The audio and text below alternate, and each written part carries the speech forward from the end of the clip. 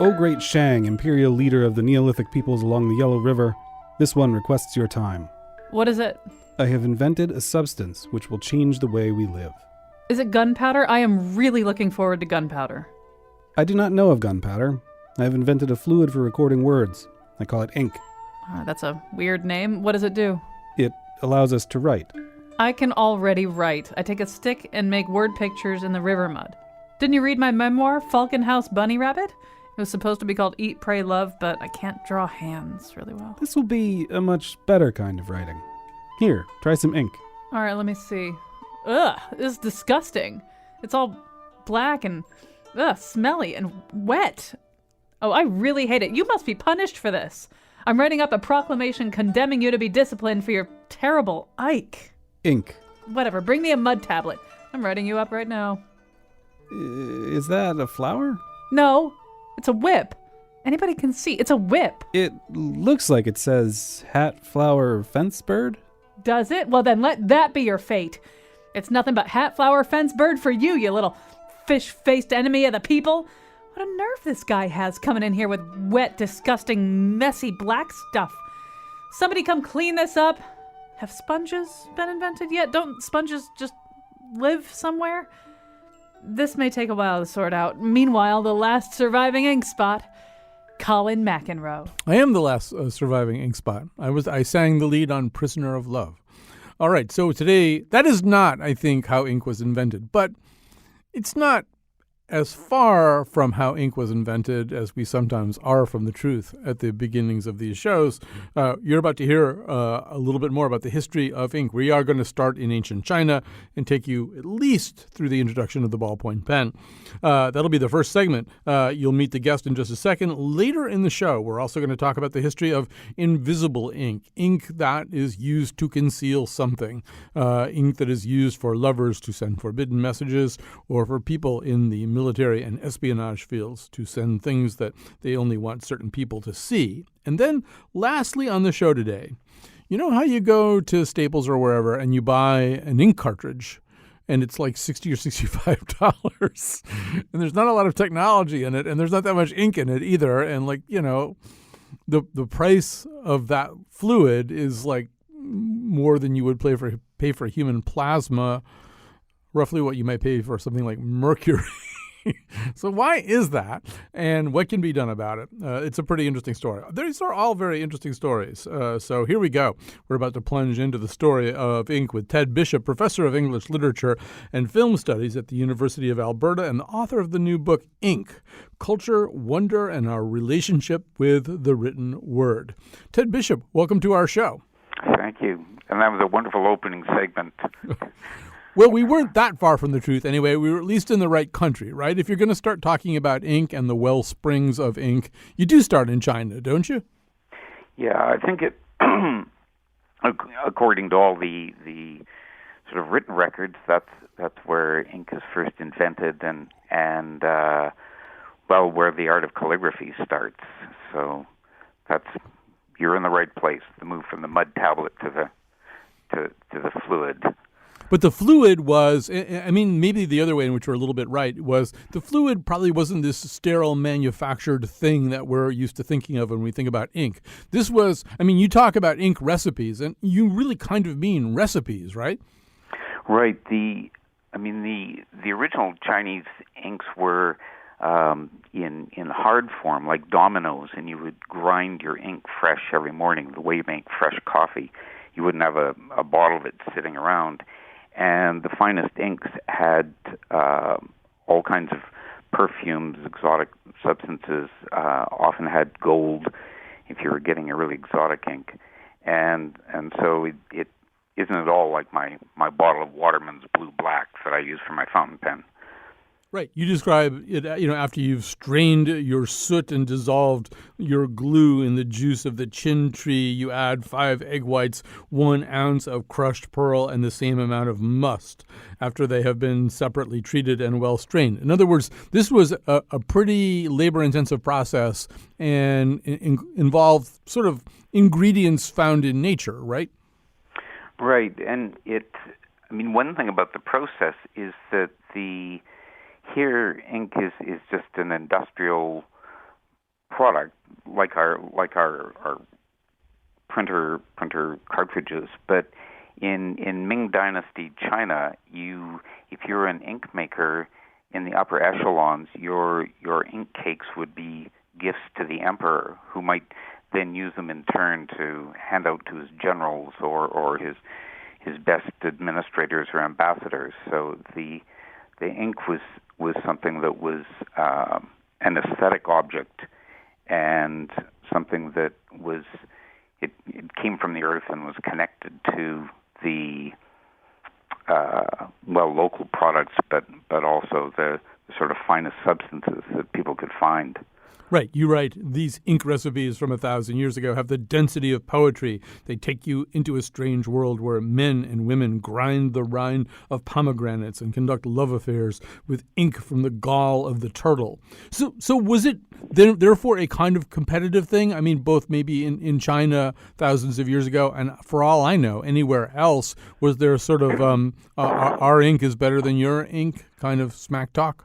Oh, for sure. And in fact, one of the stories that got me started, I first saw an ink cake in the Metropolitan Museum in New York City, and it looked like a hockey puck with a design on it. And I thought, well, that's kind of interesting. And the little blurb talked about two ink makers, Cheng and Feng, and one was the apprentice to the other. And the apprentice then stole the designs of the master, and he also stole a concubine of the master, and got the master accused of murder and imprisoned for 7 years while he sort of took over the ink market. And then, but the master's supporters were spreading rumors that the apprentice's ink really wasn't that good, and that he wasn't using fine products. He was actually using cheap charcoal in the center of his ink cakes. And so it was something that people could get killed over, and was the recipes were as secretly guarded as software recipes are today. It was so it was very competitive. It was very lucrative, and your reputation as a scholar and as a gentleman would rest on the quality of your ink. You know, Ted Bishop, I know you traveled all around the world to write this book.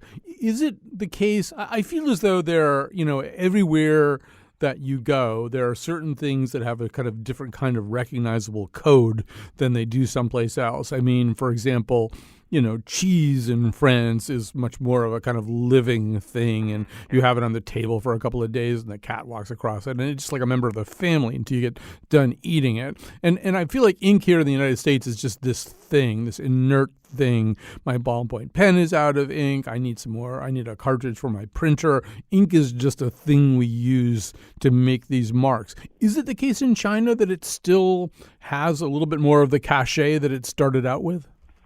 Yeah, I think when I went to China, I had read about these Ming Dynasty ink makers that I saw at the Metropolitan Museum, and I visited a factory where they were using the same catalogs, the same designs as they had in the Ming Dynasty, which roughly corresponds to the European Renaissance. So 500 years old. And I talked to sort of my opposite number at Shanghai University, a member of the English department, and said, is ink and calligraphy still important? And he said, yes, it can still be the deciding factor in whether you get a job or not, the quality of your calligraphy.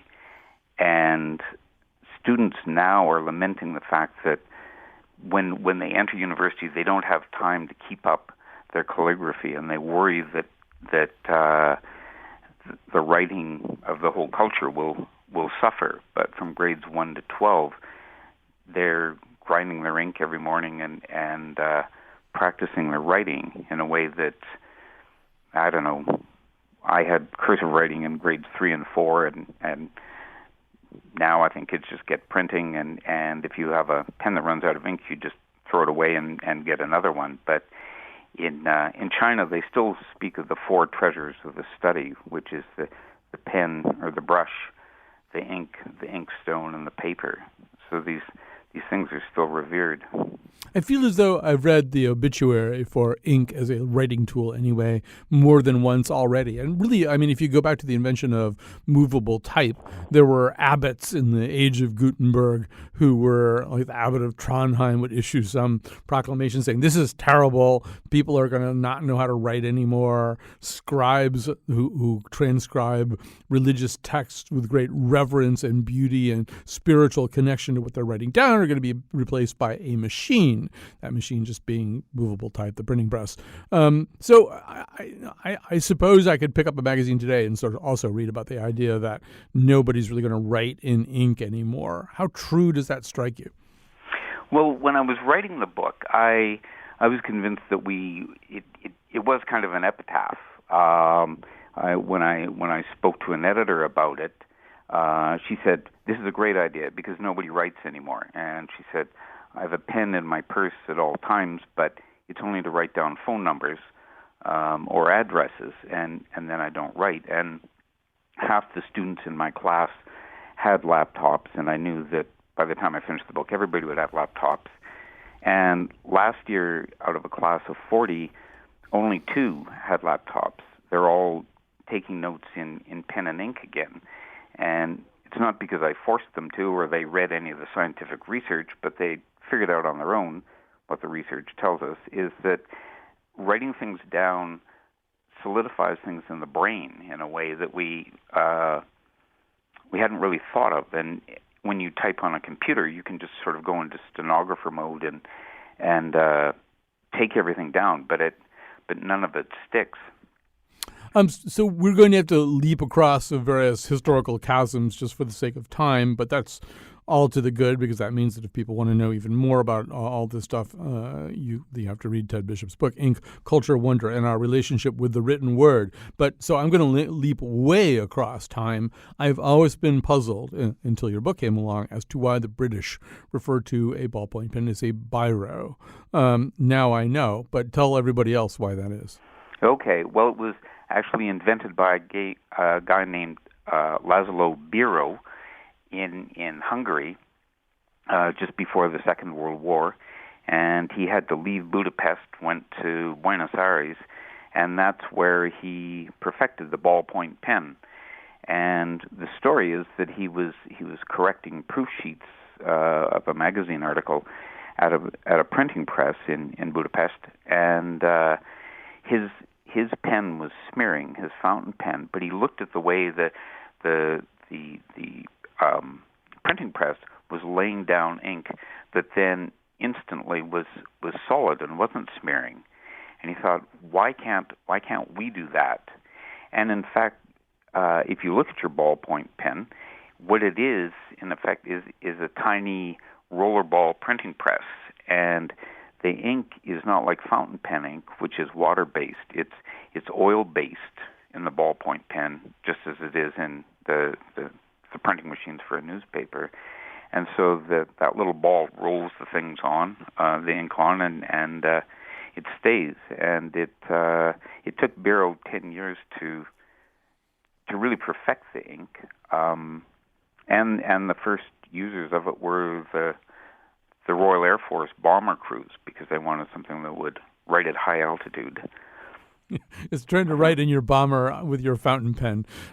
Seems like a doomed enterprise anyway. Yeah, so I'm so glad that you pointed this out, that Biro, in a way he has some kinship with those ancient Chinese scribes who were constantly fussing over ink recipes and, how much pomegranate to put in or something. I mean, he didn't just have this eureka moment and then put out a ballpoint pen, right? He did a similar process of trial and error.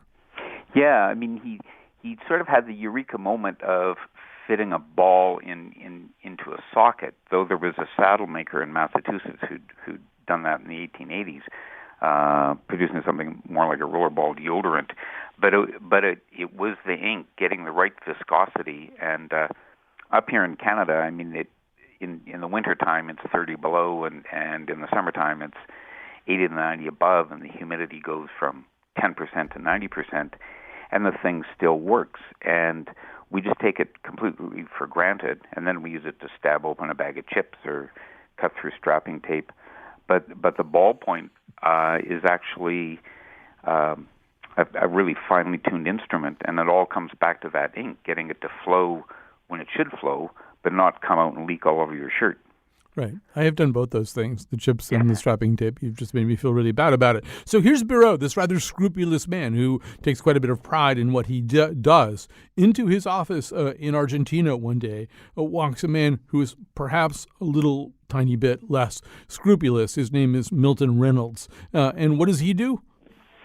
Well, Reynolds is a wonderful character, and somebody should make a movie out of him, because he's a consummate flim-flam artist. He first made a lot of money marketing fake Zippo lighters, apparently some of which exploded, and apparently someone died from one of his lighters. I don't know if that's true or not.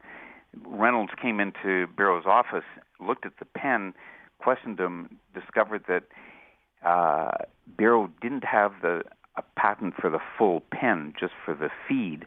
And so he went back to Chicago, Reynolds did, and decided he was going to put together a pen in 6 weeks to get ready for the big Christmas sales of 1945. And he said this would be the retail event of the century. The war was over, people had money to spend, and he had people lined up around the block at Gimbel's department store. They had to have 50 policemen out, and it was like the introduction of the iPhone. Everybody was excited. These things were expensive, but it was new technology. But they actually didn't work. They leaked all over the place. And I was reading letters in the archives, abusive letters to Reynolds, saying this thing popped out and squirted into my eye and went all over my shirt and ruined my carpet, and I'm sending you a bill for all of this stuff. And one very short letter suggested a not very polite place where Reynolds could place his pen sideways. But people kept buying these things, and Reynolds really captured he made pen sexy. His motto was, got a rocket in your pocket. And he had a big ad with a picture of a girl with her skirt flying up, riding on a giant pen like a teeter-totter. So he was all about marketing and not at all about the ink, which didn't work at all. Well, yes. And so what he had essentially done in the parlance of today is he had knocked off Biro. I mean, he just bought a few of these pens at the airport or something and just kind of knocked off the design as well as he could, or maybe not even as well as he could. So, but that raises the question. Okay, so there's this kind of go-go, end of World War II, beginning of post-war era atmosphere where everything is going to be new and better and different and probably less permanent and cheaper, more affordable to the masses. So the ballpoint pen, especially the more disposable it is, the more it fits into that ethos. But since Reynolds had such a crappy product, was it Bic actually who ultimately made this something that people could use with a bit more confidence? Yeah, it was this French guy, Marcel Bic, and then somebody said, well, take the H off the end of your name and you get Bic, and it's something that can be pronounced in any language. And he spent another 2 years just on the ink and refining the ball. He got a Swedish jeweler to create balls that would work. And even Reynolds was marketing this pen as something that will last for 15 years. He said, buy it now and it'll still be writing in college. And Bic's revolution was that he would create something that wasn't going to be handed down to your grandchild, wasn't going to write all the way through college. He was going to write for a while, and then you just toss it. It was the first really disposable object, and he lost millions initially trying to get into the American market, but he kept marketing this thing for 19 cents and until it caught on. And then, as you know, Bics are all over the world, and we still use them. And he was sort of a combination of Biro and Reynolds. He had the marketing flair of Reynolds and the attention to craft and determination to get it right of Biro. And when I started the book, I thought I'd spend maybe one paragraph on on the Bic pen. And in fact, I spent about 3 months doing research. I became fascinated by the thing, and I was stabbing a bag of chips with it last night and thinking, man, these things are great. So. Well, not only can you stab a bag of chips, you can stab your adversary in the neck, right? You reenacted something from a movie in one of your lectures. Tell us about that. Okay. Well, I became fascinated by the way it turns up in, I think it's Casino, where Joe Pesci stabs some guy. That scene.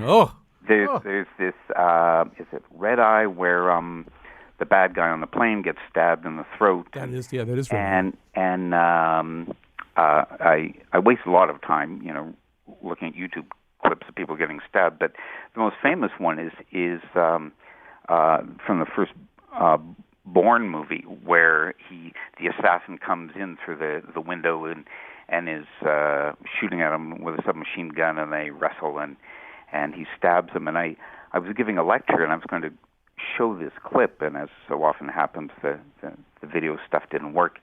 And so I sort of acted out on stage, me backing up to a table and then grabbing a pen and, sticking it in the hand of the adversary, which then allows Bourne to overpower him. And I said, today that wouldn't happen. That's already an anachronism, because Bourne would back up, his hand would shuffle over the desk, he'd grab an iPad and go whack and hit his assassin in the ear, who would then brush it aside and, kill Bourne. And what amazed me was that everybody in the audience, it was a university audience, so people from 18 to 70, everybody knew that scene. And so the ballpoint pen has this, it's this utilitarian object, but it also has this kind of subtext as a weapon. Right. It's the closest thing to a weapon that you probably have on your person if you are not an armed person. Hey, very quickly here, we've got to move on to the next segment, but I feel like there's in 1965, for example, the French government ordained that the Ministry of Education said that ballpoint pens would be in use in French schools, and that immediately touched off with these very difficult French debates about among intellectuals about how this is probably the end of civilization or something along those lines. And I feel like, has that conversation finally ended now? Is it sort of like, okay, no, ballpoint pens are just going to be everywhere, and there's no particular virtue in the fountain pen or the cartridge pen or anything like that? Well, I don't know. 3 or 4 years ago, I would have said yes, but now what I'm seeing is more and more of my hip young students turning up with fountain pens, and they're learning how to write more carefully, and it seems like the thing that the French were worried about, that it would undermine your moral character and there would be no discernment and taste. Now you're regarded as a person of discernment if you can write something, and if you send someone a thank you note that is handwritten, just a few words, they'll treasure that. Whereas if you type it out and print it out on your inkjet printer, nobody's going to be much impressed. So in a way, it's like we're swinging back to this as a kind of an artisan thesis marker. Thesis and antithesis. Well, Ted Bishop, thank you so much for talking to us. I should mention that we had also booked Matt Damon for today to talk about that scene in The Bourne Identity, and we just don't have time. Matt will be on, I'm sure, at some future date. You can't talk to him today. But Ted Bishop's book is Ink, Culture, Wonder, Ink. First of all, Culture, Wonder, and Our Relationship with the Written Word. Let's take a break and come back. We'll be talking about invisible ink, but you'll be able to hear us.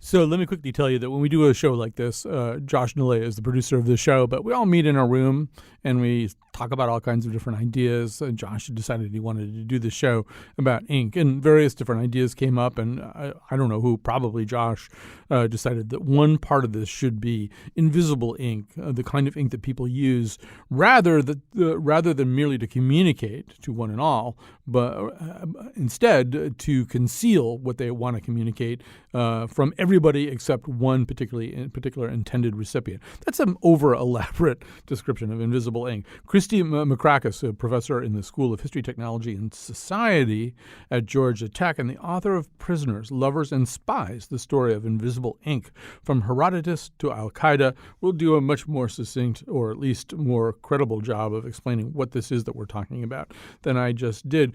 Christy Makrakis, welcome to our conversation.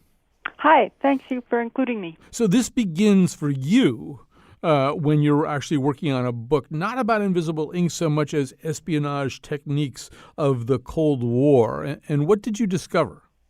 Well, yeah, I was working on a book on the Stasi, the East German Foreign Intelligence Agency, and, I'd been looking at techniques that secret agents use, things like cameras and invisible ink, and I couldn't find anything about invisible ink because it's actually very secret. It's amazing how spy agencies guard this secret. I mean, it's top secret, classified. It's a method and technique that the spy agents don't want you to learn about. So I finally came across a file, and I ordered it from the archives, and I thought, they'll never give it to me. This is top secret. They'll never give it to just an ordinary historian.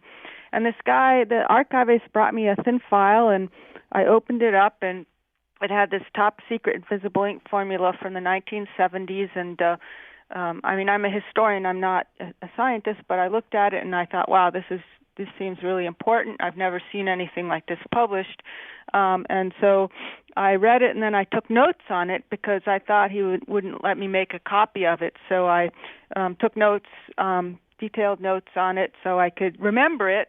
And then all of a sudden at the end I put in a request to copy, and he gave it to me anyway. But so I guess either it slipped through matter in the end after all. So I waltzed out of the archive. I raced down the stairs and kept looking behind me to make sure they weren't going to get it back. So that's how it all started. And then when I started researching, I thought, this is pretty cool, invisible ink. And I thought, I want to learn more about it. And there actually wasn't very much about it except probably for these books that were written in invisible ink, so I couldn't read them anyway. I think when people think about secret messages being passed back and forth, whether it's between lovers or spies, they think probably of code. There's been much more written about code and movies made about code. But what you're talking about probably falls more in the category of secret writing. So explain the difference and perhaps the advantage to a certain degree that secret writing has over code. Yeah, well, first of all, just to get to definition, since you opened with a definition, specialists call what, the layperson thinks of as invisible ink secret writing. And, I should make clear, a lot of people think, a book on invisible ink. Oh, yeah, I played with invisible ink when I was a kid. It's all about lemon juice and this and that, and that's all most people know about it. But spy agencies, it's called secret writing. Invisible ink has this kind of childish connotation to it. But secret writing includes, it's not just ink. It's also, in the modern age, you can use what's called steganography. It's a hidden writing where you hide writing underneath something. And even the ancient Greeks used hidden writing on wax tablets, and they would hide it. So the advantage of secret writing, that is something that's invisible or hidden, is that people don't know about it. So a code, if you send a code and, someone goes, a code, someone's trying to send something secretly, so we're going to try to crack this code. Whereas secret writing and invisible ink is, if you don't know it's there, you don't know someone's passing a secret message. So it has, a distinct advantage. And obviously, if you use both together, that's the best thing. That's the best encryption if you use both together. So because it's not as well known, that's also an advantage. So this idea of hiding the writing it goes way, way back, and it includes some fairly ingenious and painstaking methods. For example, using somebody's scalp. Explain how this was done during the Persian Wars. Yeah, that's a good one. So there was a kind of illiterate slave, and his head was shaved, and they wrote in Persian. They wrote a secret message on it, sort of tattooed it or put it on with ink. And it took so long back there to walk, to Greece, that by the time he got there, his hair had grown back, and so the secret message was hidden. And they had to shave his head off to read the secret message, which was to say, it said revolt on it. And so that, these days we think, gosh, that was really slow, that it would take months to get the secret message over to Greece to revolt. That's a good one. Yeah, you have to have patience for that one. You can't. Yeah, right, exactly. Yeah, even in the 17th century, it was funny. There was a guy who was writing about secret writing, and he said, what strange shifts these Greeks. They were so slow. I mean, that even in the 17th century they said that. So you said, people think that it's lemon juice, but it's not lemon juice a lot of the time, right? I mean, for centuries, people have been using lemon juice and maybe something else, some other, root or laxative or something, or egg yolk paste, right? Lemon juice is often a key in secret writing. Why is that? Yeah, actually, lemon juice, is it can be used as a secret writing method. It's first of all the other thing is about invisible ink is it's handy. Like people have lemons in their kitchen, right? So in a pinch you can just take it out, squeeze some lemon juice, write a message, and it disappears. But the only problem is, of course, depending on how you write it, you can see the stains on the piece of paper or whatever. But I was totally surprised that during World War I, these German spies continued to use lemon juice. I dubbed them the lemon juice spies. It was pretty stupid because they all got caught and executed. So, then they started developing more sophisticated methods for communicating secretly. So it's not secure, it's not sophisticated, but people used it even in World War I, and you can use it in a pinch. I'm always hearing stories about prisoners or whatever, send secret message through urine or lemon juice and orange juice or whatever. Or even in the 17th century, a famous, prison break was by a guy who used orange juice to escape. So you use what's handy as well. So if you're a prisoner and you don't have access to sophisticated methods, you use what's called organic methods. You just use simple messages to write secret messages. But the other weird thing is that when I was looking at ancient Greece, I thought, maybe I wonder who first started using lemon juice, right? And I searched, and it wasn't actually the Greeks. You'd think, since they put lemon on everything, fish and all their food, and there are lots of lemons around, and even in Italy, but they actually didn't use lemon juice. They used the hidden writing. They used other sort of inky methods, like cuttlefish and things like that. So it wasn't until the 17th century that it became very common. I kept seeing, things saying, that it was very common to use lemon or lime juice and just put some fire to it and you shall see. So it wasn't always real popular, at least in the ancient times. So that's a story of lemon juice. But in the 20th century, lemon juice should be just relegated to fun or play because it's so easy to detect. You just put some fire on it and it's revealed. So spy agencies, that's why they develop much more sophisticated methods, that are, different steps, or, they want to make sure you can't see it, like just with heat or whatever. To quickly say that, speaking of the 20th century, you alluded to this a few minutes ago, but there was a spy, Carl Muller, who was caught by the British authorities. When arrested, he had a telltale lemon in his overcoat pocket, which he claimed was for his teeth. And what, they went back to his room, and there was something that was a pen, right? A pen corroded with lemon juice? It was corroded from the lemon juice. That was such a sad story. And then, they had a whole investigator who investigated the whole pen and the lemon juice. There was the evidence. So, this was one of the fun moments of doing archival research. I was in England, and I was looking at the National Archives, and they retained the evidence, and I've never seen a 100-year-old lemon until I saw the evidence from the Carl Muller case, and it was a 100-year-old lemon. It was a black lemon just preserved in the files. It was a sad case, and he said, this is for my teeth, and the poor guy was bawling because he knew he was going to be back then they just took them before the firing squad. They had no mercy. They were horrible German spies, and he kept sobbing for his wife, and they shot him dead. It was really a sad case.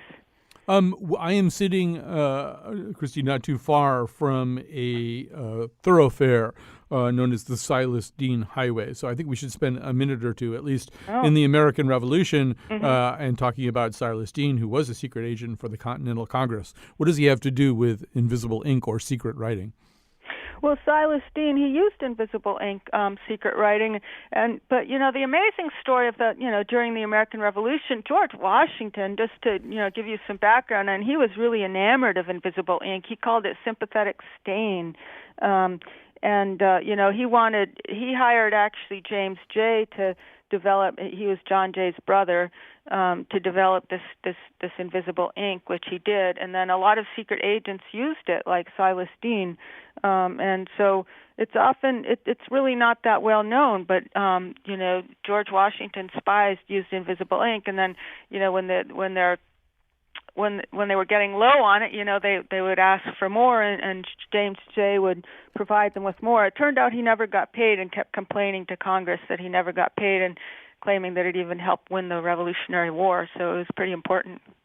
Before we run out of time, we on this show never brush past a story or even a point made that in any way involves urine. So you did say something about urine a while ago. This is actually something that people have used. Once again, probably not sophisticated spies or even,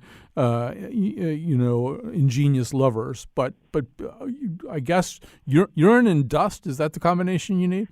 Oh, well, that's a weird medieval recipe I came across. Yeah, that someone wrote something on urine on their hand, and then it was revealed by dust. And but prisoners would use urine because everyone has access to that. That's again the whole availability issue. And so you can use bodily fluids like that, and blood, urine, et cetera, to write secret messages. And so, as we head up towards the present, is once again, we were talking to Ted Bishop before about pens and ink and, are they gone? Are they out? As we head towards the present, everything seems so digitized. The idea of secret writing that could be brought to light by some ingenious means seems like it belongs maybe in the 20th century as opposed to the 21st. Is there still any room for it here? Well, this is what I always say. If you want to evade the NSA, you should use invisible ink because, if everyone's digitized and you're sitting at your desk on your computer and you want to send a secret message, it might as well no one will suspect if you send it, with a card, or people still send cards, and then you can write in a secret message there, and it's less likely to fall into the hands of the NSA. So I think there's a place for it. And plus, I think there's a resurgence of interest in old-fashioned methods. Some of my students come in with a notebook and a pen, and they write things, and so I don't think that will disappear totally. Although a big part of our life is digitized. However, steganography, there's also digital steganography. So steganography is hidden writing, coming from the Greek word steganos, hidden, like stegosaurus, hiding, an animal under the spikes. So, I can send you an image or whatever, and there'll be a secret message in there, and you can just open it up and find the secret message. So I'm sure a lot of spies still use steganography these days and send messages over the internet. It just gets much more sophisticated, to do that. But there is, digital secret writing will continue as long as they're digitized. All right. Well, I use, from now on, I'm using air-gapped urine. Christy Makrakis, professor in the School of History, Technology, and Society at Georgia Tech, the author of Prisoners, Lovers, and Spies, the story of invisible ink from Herodotus to Al-Qaeda. Thank you so much for joining us today. We're going to unlock one last mystery for you. What is that printer ink cartridge costs so much? Why does the ink in the cartridge cost more than human blood? What can you do about it? Maybe that's the most important mystery. The plan is in motion, an ink ocean. We are on the brink, woken. Bendy, the ink machine's ready. So subordinate, he did everything you said he would.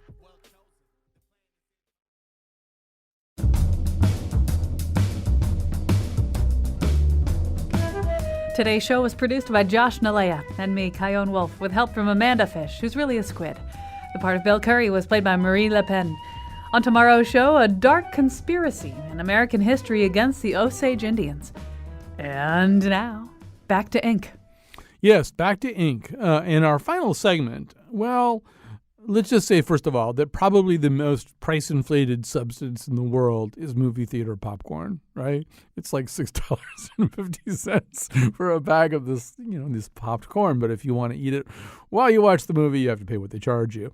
But I feel like not too far behind them, I guess a little ways behind them, is the ink that goes into the printer that's sitting somewhere in your house if you have any kind of home office or anything like that. It is very expensive. You go to Staples and it's like $65 for this little tiny cartridge of ink. It doesn't have anything else in it besides ink. So this has led to a lot of interesting questions. Some of those questions have wound up in the U.S. Supreme Court this very year. So we're going to talk right now to Kyle Wiens, founder of and writer for iFixit. We'll put it on our website. It's a wiki-based site devoted to helping people fix their technology and devices. It sounds like we could probably do an entire show with Kyle Wiens, but right now we're just going to talk about printer ink. So Kyle, welcome to our conversation. Hey, I'm excited to be here. So I guess maybe we could just start with what this Supreme Court case was about, because it's a pretty good window into what the actual problem is. This is a case called Impression Products versus Lexmark. What was the case about? Right, so Lexmark is a printer company, and they sell the printers. Oftentimes they sell printers at a loss, or they're just breaking even on the printers, and they make their money selling the ink cartridges. And we all know ink cartridges are extremely expensive. I've seen stats that ink comes to something like $3,500 a gallon if you were to extract it from the ink cartridges and get a gallon of ink. So, of course, people are trying to find a way to get ink for less. And there are many companies out there that will happily do that. So what Impression Products was doing was going out and gathering up all of the old toner cartridges from laser printers, refurbishing them, refilling them with ink, and then reselling them. And Lexmark was upset about this because it was cutting into their business, right? They're selling the printers at a loss, trying to make money off ink. All of a sudden, somebody else is selling ink that's compatible with their printers. It undermines their business model.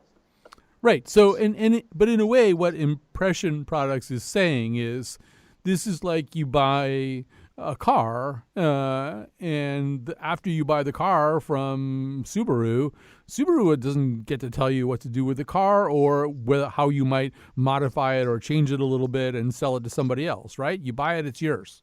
Right. I guess this is kind of like if Shell was selling you the car at a loss and then expecting that you'd be getting gas from them forever. And then you went to Arco and figured out how to fill up your car from Arco. Right. I love that analogy. So ultimately what was ruled, and it was a 7-1 thing with our brandest newest Justice Gorsuch dissenting, that in fact Lexmark was wrong, right? Lexmark was wrong in the eyes of the court to try to control ink cartridges that way. Yes, and Gorsuch actually didn't dissent. He just didn't participate because he wasn't on the bench yet. So it was actually unanimous with Ginsburg dissenting on a small part of it. It was effectively a unanimous ruling. But the underlying question was, if you buy something, when do the manufacturer's patent rights end? So what Lexmark was doing was suing Impression for patent infringement over the patents in the ink cartridge. And no one was really disputing that Lexmark's patents were in the cartridge because Lexmark had actually built it in the first place. What they were doing was they were suing Impression for patent infringement for selling a product that included their patents. And Impression was saying, yeah, we know, we got it from you. And so the argument was basically over, once a manufacturer has sold a product once, do they continue to have patent rights, and can they continue to collect royalties on every subsequent sale of that product? So let's back up a little bit and just say that this whole area of frustration with one's own printer and the ink cartridge that goes into that printer is much older than this particular legal case. And people have been kind of hacking this for a while, right? The cartridges tell you when they're all done, but people have raised questions even about whether that's an accurate measurement of the ink in the cartridge. Absolutely. There's all kinds of clever hacks that people have come up with. Oftentimes the cartridges have a counter in them that's how many pages that they expect to get out of it. But let's say that you print pages that use less than average ink or less ink than they're expecting you to, then the cartridge may stop beforehand. So there's ways that you can reset the counters. In the toner cartridges, right, it's actually powder inside, and I recommend everybody do this. If your toner cartridge says that it's empty, take it out, shake it back and forth, and that'll level out the ink, and then put it back in the printer, and oftentimes that gets you another couple hundred pages. So there's sort of, as there will be, there has been kind of a war going back and forth between people who want to hack this process and companies that want to control this process, right? The people who figure out a way to keep the ink cartridge going are constantly being defeated, or attempts are made to defeat them anyway by the companies. Right. I mean, the print cartridge parts of HP and Lexmark are the most profitable portions of these businesses. They make a large amount of their money off of selling ink. And of course, all of us know this, and we all feel like ink is a ripoff. And so we want to, pay as little as possible. And so there's this constant kind of back and forth between us and the printer cartridge companies where they want to rip us off, but not rip us off so much that we rage quit and we go to another company. Right. So, in the case of Lexmark, I thought what was really fascinating about this was that they really were selling two different kinds of cartridges. One that you pay a lot of money for, and it is reusable. You could fill it more back up with ink. And then the other kind, not as expensive, at least marketed as a single-use ink cartridge. What was the difference between the two, though, ultimately? Well, effectively, it just comes down to like a software lock or one individual thing that they're going to do on it. And so Impression figured out a way to reuse those single-use cartridges and went about their business. And Impression didn't like, or Lexmark didn't like that.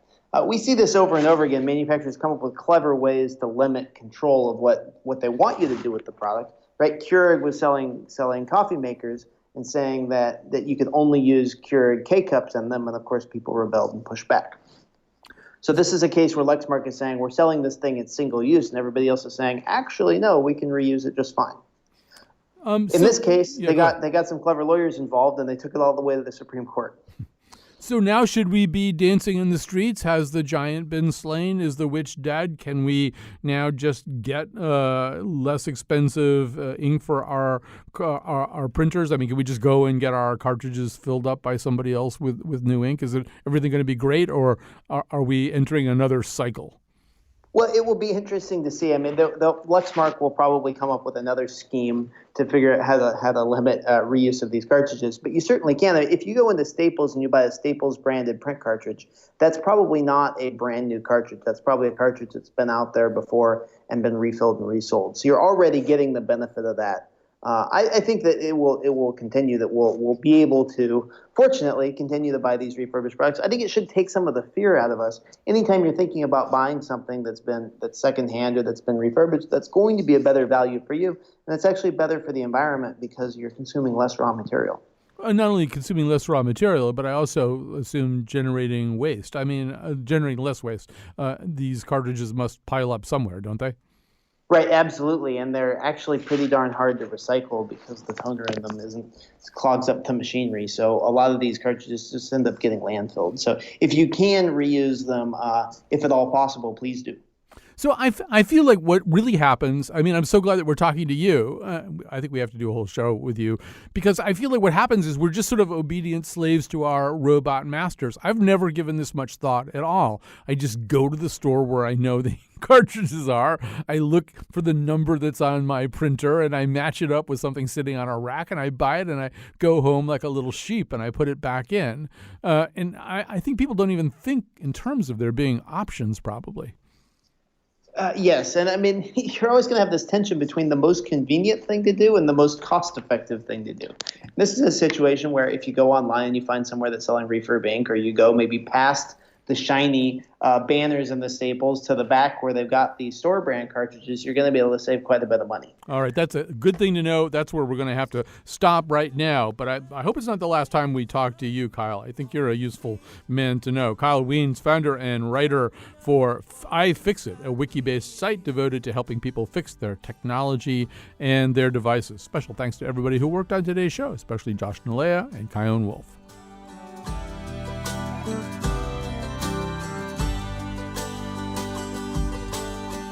Money's only paper, only ink. Money's only paper, only ink. Money's only paper, only ink. Money's only paper, only ink.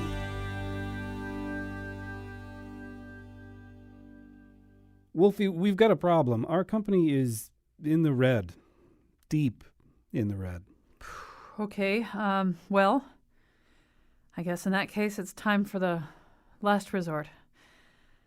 I'm going to remove the red ink cartridge from the printer. Yeah, okay.